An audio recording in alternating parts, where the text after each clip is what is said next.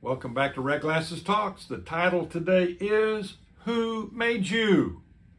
Let me tell you something. We're living in a world that is filled with men and women who are unplugged from God. Some say, well, I don't believe in God. I don't believe God made me. I don't believe there is a God. So that's it. I say, in fact, they say, I am my own God. And to that I say, so how did you get here? Well, I just evolved. So are you telling me you, an educated person, actually believe that you popped up out of a puddle of protoplasm? If that's true, no wonder we have so many people in our country that don't respect themselves and don't respect other people. If we came from a puddle of protoplasm? So, the question we need to talk about is this. How did we get here? It's the question, the age-old question of existence.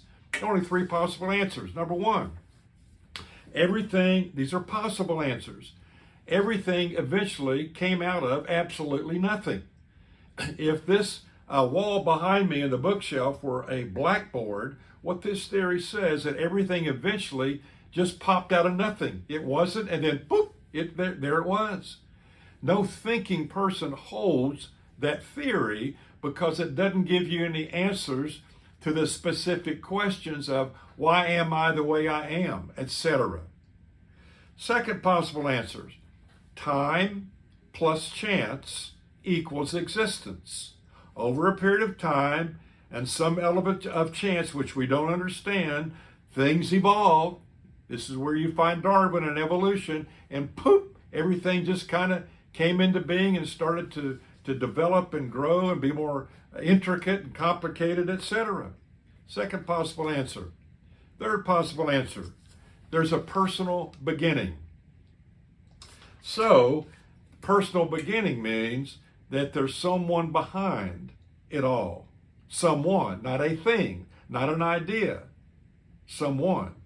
So I asked a man one time who was flying from Virginia to Dallas, I said, now let me ask you a question.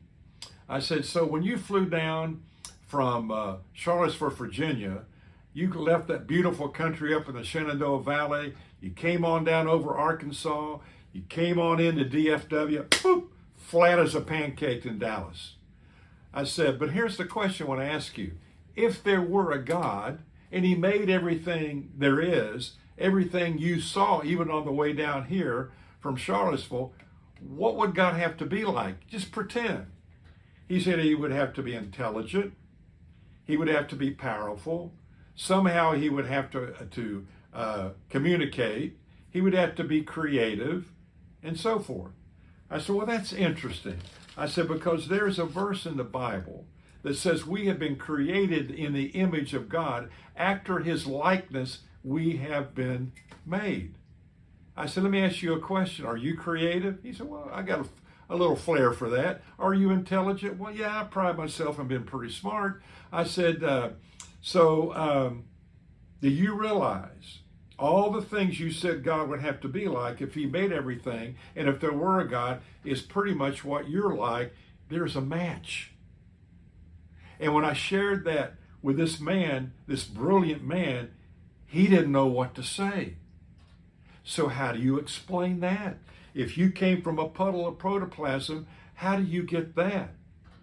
If it was time plus chance, and we don't know what chance means, how do you get that? If there's a personal beginning, that's how you get that. So people that are unplugged from God, and don't believe there's a God, and don't even believe they're unplugged, and don't believe that they were created by God, let me tell you, what do? Eat, drink, be merry, make lives miserable for others, steal, cheat, and then finally die. And so what they say is life has no meaning, I have no meaning, I don't matter, nothing matters. So when you look at everything going on the television today in our world, the breakout of violence, the stealing, the murder, everything. Let me tell you, it's got a root cause to it. And it's people that are unplugged from a God, often a God they don't even know. That is the problem.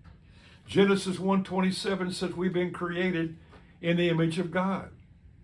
After his likeness, he's made us. A moral God, by the way. A God who has morals. A man one time was asked, do you think you have morals?